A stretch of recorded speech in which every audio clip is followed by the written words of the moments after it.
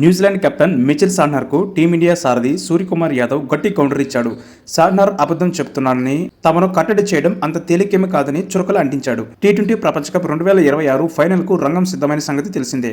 అహ్మదాబాద్లోని Narendra Modi stadium వేదికగా ఈ రోజు భారత్ న్యూజిలాండ్ మ్యాచ్ అమీతుమీ తేల్చుకోనున్నాయి.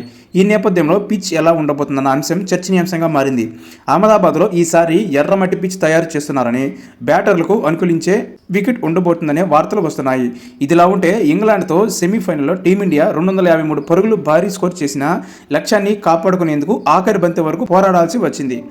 ఈ పరిణామాల నేపథ్యంలో సాంట్నర్ మాట్లాడుతూ, అహ్మదాబాద్లో ఫ్లాట్ పిచ్ ఉంటుంది.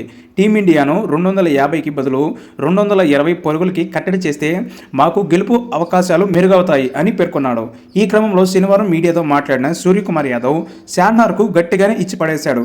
అతడు అబద్ధం చెప్తున్నాడు. మేము గొప్పగా బ్యాటింగ్ చేసేందుకు ప్రయత్నిస్తాం. 225 లేకంటే 250 పరుగులు చేస్తే బాగుంటుంది. అయితే కొన్నిసార్లు అనుకున్న దానికంటే వికెట్ భిన్నంగా ఉంటుంది. అందుకు అనుగుణంగానే మేము ఆడాల్సి ఉంటుంది. డ్రెస్సింగ్ రూమ్లో కూర్చొని ఎంత స్కోర్ చేయగలమని అంచనా వేయడం కష్టం.